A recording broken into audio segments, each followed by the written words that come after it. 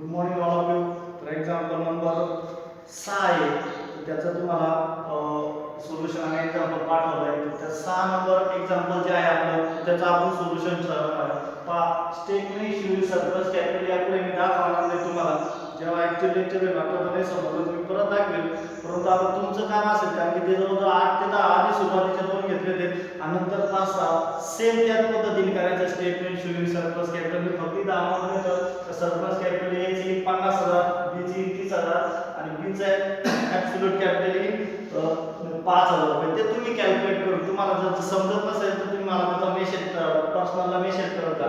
तर त्यानंतर आपण पहा डिस्ट्रीब्युशन ऑफ कॅश कॅल्क्युलेट करणार आहोत. काय कॅल्क्युलेट करणार आहोत? Distribution of cash. आता डिस्ट्रीब्युशन ऑफ कॅश म्हणजे पहिल्यांदा काय काम असेल? Balance as as per balance sheet. आता बघा कॉलमचा प्रश्न आला. 3 कॉलम कंपल्सरी, डेट, पर्टिक्युलर आणि कॅश. हे कॉलम काय असतील? कंपल्सरी असं मी सांगितले. त्याच्यानंतर असतात पहा रिअलायझेशन एक्सपेन्सेस. रिअलायझेशन एक्सपेन्सला कॉलम करण्याची आवश्यकता आहे का? नाहीये. त्याच्यानंतर पहा रिअलायझेशन एक्सपेन्स बरोबर आपण असं म्हणतो की गव्हर्नमेंट ड्यूज पण म्हणलो होतो. या उदाहरणात जर आपण पाहिलं बॅलन्स शीटच्या लायबिलिटी बाजूला आपल्याला काय मिळेल?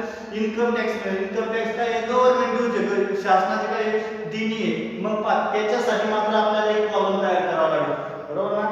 रिअलायझेशन एक्सपेन्स साठी कॉलम करून आपण आपलं इन्कम टॅक्स किंवा गव्हर्नमेंट ड्यूज पहिल्यांदा आलाय तर त्याच्यासाठी मात्र आपल्याला काय करावं लागेल? कॉलम हा करावा लागेल. त्याच्यानंतर आपलं असतं सेक्युअर्ड क्रेडिटर्स. सेक्युअर्ड क्रेडिटर्स आहे उदाहरणात नाहीये सोडून द्या.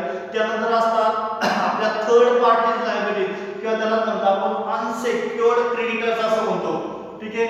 मग पहा अनसेक्युअर्ड क्रेडिटर्स मध्ये तुम्ही बॅलन्स शीटच्या कोणत्या बाजूला गेले? लायबिलिटी बाजूला जर गेलं तर तुम्हाला मिळेल का? इन्कम टॅक्स घेतला आपण. क्रेडिटर्स आणि बिल ऑफ एक्सचेंज म्हटलंय. काय म्हटलं त्यांनी? Bill of exchange. आणि कंसात काढलं क्रेडिट. बिल ऑफ एक्सचेंज जर क्रेडिट बॅलन्स असेल तर बिल्स पेएबल समजून घ्यायचं आणि bill of exchange debit balance आहे तर याचा अर्थ काय समजून घ्यायचं? बिल्स रिसिवेबल आहे. तर कोणता बॅलन्स आहे? लायबिलिटीचा क्रेडिट बॅलन्स म्हणून मी लिहिलं बिल्स पेएबल आणि त्यानंतर ए बी सी या पद्धतीने आपण त्या ठिकाणी घेतलंय. मग चला पहिलं काय असेल? बॅलन्सेस घेतले. त्याच्यानंतर पहा पहिलं पेमेंट कोणाचं करणार? रिअलायझेशन एक्सपेन्सेस दिलेले आहे उदाहरणात पहा चेक करा काय म्हणतात रिअलायझेशन एक्सपेन्सेस. पॅराग्राफच्या खाली म्हणतात it was agreed that cash should be distributed as and when realized it is decided to 5,000 for realization expenses. किती साठी realization expenses? आपल्याला आहे का 5,000 देऊन टाकू लगेच. त्याच्या खाली म्हणा लेस realization expenses. किती? 5,000 आहे. 5,000 लेस करायचे. चला लगेच लेस करूया आपण. पहिल्यांदा इन्कम टॅक्स ॲक्टिव्हिटीज 5,000 1,17,000 त्यानंतर 78,000 1,10,000 60,000 and 30,000. ठीक आहे. पहिल्यांदा काय केले आपण? रिअलायझेशन एक्सपेन्सेस केले. त्यानंतर पासे इन्कम टॅक्स बाकी आपल्याकडे. इन्कम टॅक्स किती आहे? 5,000. परंतु आपल्याकडे आहे का? नाही आहे. कॅश नाही. तर आपल्याला असेट रिअलाइज 10 जानेवारीची असेट रिअलाइज किती आपली? 15,000. 10 जानेवारीची घ्या. इथं होणार 10 जानेवारी काय करणार आपण? Asset realise. असेट रिअलाइज 10 जानेवारीला आपण काय कॅश संपले तर काय घेणार आपण? लगेच असेट रिअलाइज घेणार. मग असेट रिअलाइज किती? 10 जानेवारीची घेऊन टाकून या ठिकाणी 15,000 15,000. चला कोणाचे पैसे द्यायचे? Income tax is not a third party liability. लक्षात ठेवा इन्कम टॅक्स हे काय आहे? गव्हर्नमेंट ड्यूज आहे. म्हणून आधी 5,000 रुपये कोणाचे देऊन टाकायचे. आता आपल्याला इन्कम टॅक्स द्यायचे. रिअलायझेशन एक्सपेन्सेस झाले. मग आता काय करूया? लेस पेड इन्कम टॅक्स. किती आहे आपल्याकडे? 15,000 आहे. द्यायचे किती आहे? 5,000 देऊ शकतो. -5,000 याचे पण -5,000 म्हणूया आपण. चला पुढचे स्टेप करायला लागेल. चला 15 तून किती गेले? 5 गेले. खाली राहिले 10,000. इथे मी 1,17,000 78,000 1,10,000 60,000 आणि 30,000. ठीक आहे. याला आपण काय नाव देत असतो? Balances due. बॅलन्सेस ड्यू काय म्हणतात आपण त्याला? Balances due. चला आपल्याकडे पहिलं पेमेंट झालं रिअलायझेशन एक्सपेन्सेस आणि समजा इन्कम टॅक्स. त्यानंतर सेकंड पेमेंट असतं आपलं सेक्युअर्ड क्रेडिटर्स. लास्ट उदाहरणात होते. या उदाहरणात आहे का सेक्युअर्ड क्रेडिटर्स? नाहीये. सोडून द्या. सेक्युअर्ड क्रेडिटर्स झाल्यानंतर third parties liability. Third party liability म्हणजे आपल्याकडे आहे क्रेडिटर्स आणि बिल्स पेएबल. काय आहे क्रेडिटर्स आणि बिल्स पेएबल. आपल्याला द्यायची किती तसे क्रेडिटर्सचे द्यायचे 1,17,000 आणि याचे किती द्यायचे 78,000. बरोबर का 1,17,000 याचे किती द्यायचे 78,000. त्याच्यानंतर मग मला सांगा आपल्याकडे किती आहे 10,000 कॅश कमी असेल आणि पैसे जर जास्त द्यायचे असेल तर आपल्याला काय कॅल्क्युलेट करावं लागेल त्यांचा रेशो. क्रेडिटर्स आणि कशाचा रेशो करू आपण याचा रेशो करूया पहा. बिल्स पेएबल आणि क्रेडिटर्स किती आहेत पहा 1,00,000 किती 17,000 1,17,000 आणि किती 78,000. हे 3 शून्य राहतील हे 3 शून्य राहतील. बरोबर ना समजा 13,78 बरोबर ना 13,117 बरोबर ना 13,117 परत 3 त्रिक 9 आणि 3 गुणे 6 ज्याचा रेशो 3:2 रेशो 3 पहा रेशो कॅल्क्युलेट करण्याचे असेल तर बेसिक आहे 13 ने भागले 13 काय तिथं डायरेक्ट जातो म्हणून देतोय समजा. एक लक्षात ठेवा जर आपला ज्याने भाग द्यायचा फक्त मी सांगितलं रेशो कॅल्क्युलेट करताना सेम साइन घेऊन द्यायची. आणि मी पाहिलं 13,78 इथं 13,117 या पद्धतीने म्हणतो बरोबर का. त्यानंतर 3 त्रिक 9 आणि 3 गुणे 6 म्हणजे याचा रेशो किती आला 3:2. मग खाली म्हणायचं less paid creditors and bills payable मी फक्त लिहितो 3:2. लेस पेड क्रेडिटर्स कोणत्या रेशो वाढवून द्यायचे 3:2 या रेशो वाढवून द्यायचे. मग पहा किती वाढवून द्यायचे रे पहा आता आपल्याकडे किती पहा 10,000 रुपये. आता आपण रेशो वाढवून देतो ना 3:2 म्हणजे किती वाढवून द्यायचे त्याला भागिले 5 केले तर एकाचे किती 2,000 येईल. एकाचे 2,000 आणि याचे 3 म्हणजे याला 6,000 आणि दुसऱ्याचे किती 2 म्हणजे त्याला किती जाईल 4,000. इथं -10,000 मग इथं -6,000 4,000. चला लगेच खाली घ्या नीट 1,11,000 इथं किती 74,000 1,10,000 60,000 30,000 60,000 आणि 30,000. ठीक आहे त्याला काय म्हणतात बॅलन्सेस ड्यू. त्याला काय म्हणतात बॅलन्सेस ड्यू. चला पैसे संपले.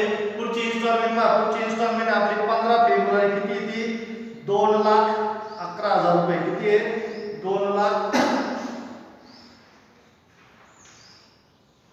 पुढची इन्स्टॉलमेंटचे डेट 15 फेब्रुवारी या ठिकाणी तुम्ही 15 फेब्रुवारी काय असेट रिलायन्स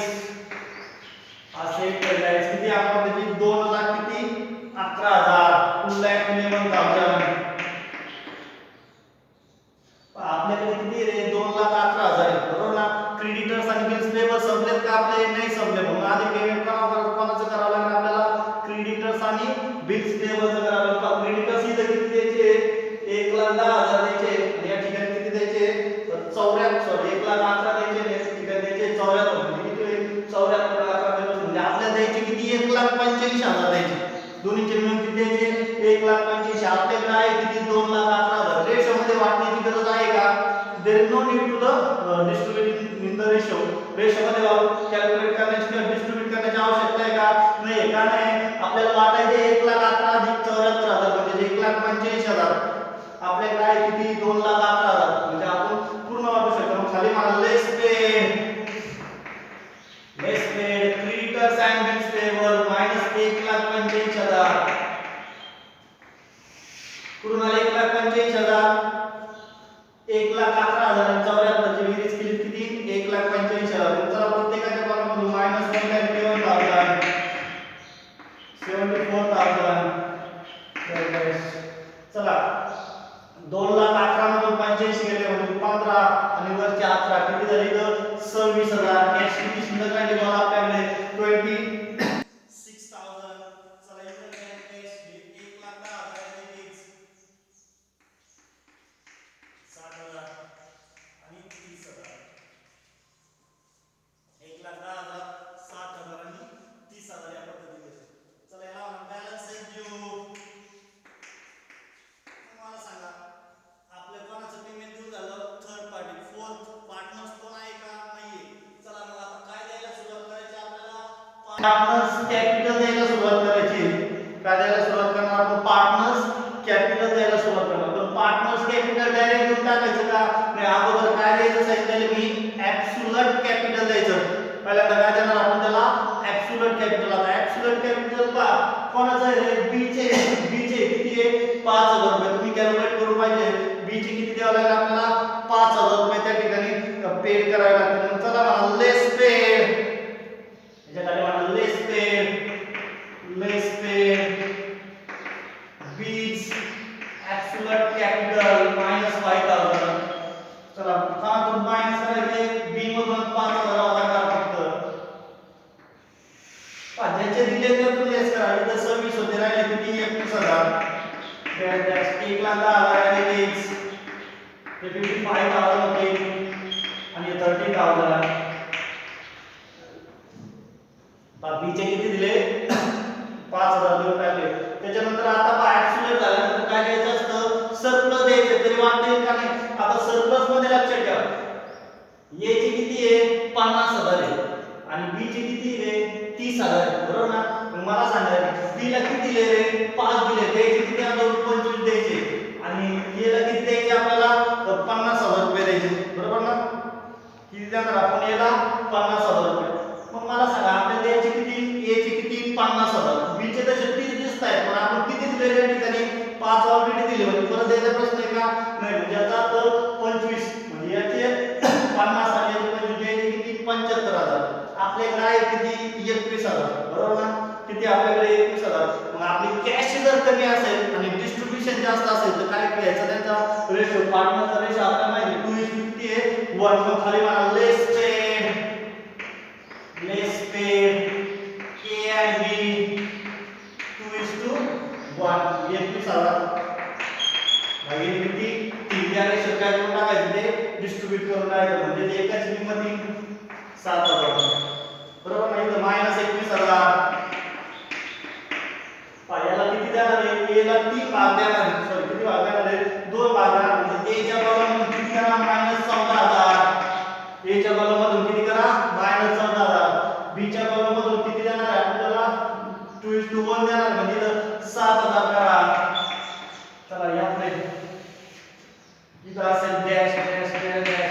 चला 1,10,000 मधून 14 गेले 96,000. 96 1 लाख वर्षाला. त्याच्यानंतर 55,000 मधून 7,000 गेले 48,000 आणि त्यानंतर एकूण 30,000 या ठिकाणी. तर अजून लिहून झाले का? पहा परत लक्ष द्या. एक लक्षात घ्या ए ला किती द्यायचे? 30,000. दिले किती? 14,000. म्हणजे अजून किती द्यावं लागेल त्याला? 36,000. बी ला पण किती द्यायचे? सरप्लस 30,000. इथे किती दिले? 5 आणि 7 12. म्हणजे याला 8 द्यायचे. चला पुढची इन्स्टॉलमेंट घेऊया आपण. पैसे संपले आहे 24 मार्च किती आपले? 82,000. 24 मार्च असेट लाईट्स किती पा? तर ठिकाणी अमाऊंट या ठिकाणी 82,000. 82,000 82,000 किती आहे? 82,000. आता लक्ष द्या मला किती द्यायचे मी परत दाखवतो. ए ला किती द्यायचे आपल्याला? 50,000. किती द्यायचे? 50,000. दिले किती? 14,000. जेवढे दिले समजा -14,000. म्हणजे आता आपण याला किती द्यायचे बाकी? 36,000. बी ला किती द्यायचे? सरप्लस म्हणलं तर 30,000. 30,000 पैकी इथं 5,000 दिले. इथं किती दिले आपण? 7,000. म्हणजे 7 आणि 5 12,000. बरोबर ना?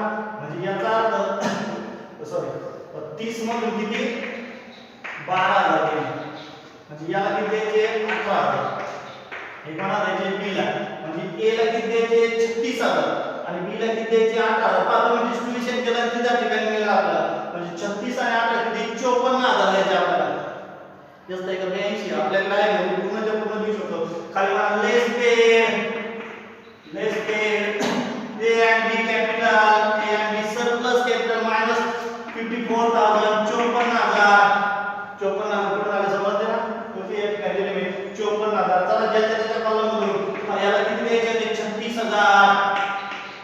याला किती द्यायचे ते? 18,000 आणि याचे ऍज इथं पहा 0 12 2 4 8 किती राहिले 28,000 चेक करा 24 54 60 आणि किती 28,000 डॅश डॅश डॅश चला 96 मधून 36 गेले 60,000 इथं 30,000 आणि या ठिकाणी सुद्धा 30,000 बरोबर रेशो पहा आता 2:1:1 येईल ठीक आहे किती आलं 60,000 30,000 आणि 30,000 चला सर्व आपण काय देऊन झालं सरप्लस पण देऊन झालं ओके सरप्लस पण देऊन झालं आता काय देऊ शकतो आपण पार्टनर्स कॅपिटल देऊ शकतो किती आपल्याकडे 28,000 रुपये आहे कशामध्ये वाटून द्यायचे त्यांच्या रेशो मध्ये वाटून द्यायचे खाली बघा लेस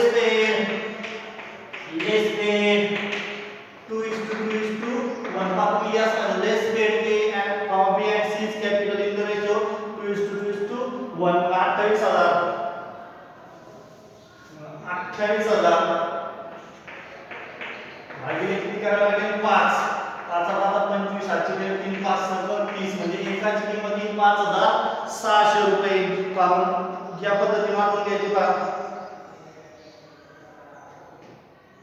28,000 रेशो मध्ये वाटून दे किती आहे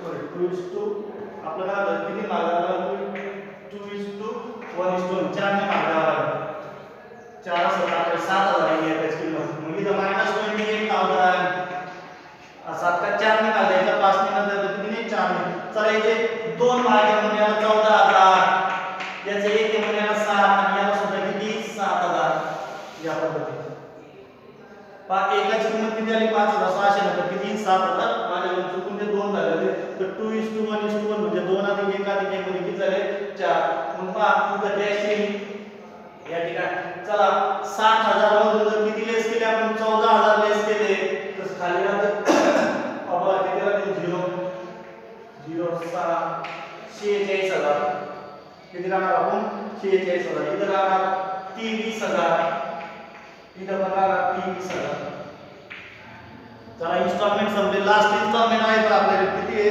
30 एप्रिलचे किती आहे 58,000 मग इथं द्यायचं 30 एप्रिल असेंट लाईन्स 58,000 मायनस 58,000 बरं 58,000 कोणत्या रेशोमध्ये डिस्ट्रीब्यूट करायचे परत 58,000 त्याच्या व्यतिरिक्त एक राहिलेले बघा काय राहिलेलं दिसतं आपल्याला तुम्ही जर पाहिलं तर रिलायझेशन एक्सपेन्सेस किती रुपये दिलेले आपण इथं 5,000 रुपये दिले बरोबर का पण ऍक्च्युअल एक्सपेन्सेस किती आला 3,000 म्हणजे वास्तविक किती 2,000 रिलायझेशन एक्सपेन्सेस किती प्रोविजन किती आपण 5,000 पण ऍक्च्युअल एक्सपेन्सेस किती आला 3,000 म्हणजे 2,000 वाढले तर ते शेवटचे काय करायचे असतात ऍड इथे 2,000 म्हणजे याचा अर्थ इन्स्टॉलमेंट किती रुपयाची झाली आता येईल 60,000 बरोबर ना हे 60,000 रुपये कोणत्या रेशोत आपण द्यायचे आपल्याला भागिले 4 म्हणजे 2:1:1 या रेशोत वाटून द्यायचे 2:1:1 या रेशोत वाटून द्यायचे म्हणजे एकाची किंमत किती 15,000 रुपये एकाची किंमत किती 15,000 मग पहा ए चे किती आहे ए चे 2 आहे मग ए ला किती जाईल 30,000 रुपये बी ला किती जाईल 15,000 रुपये आणि सी ला पण किती जाईल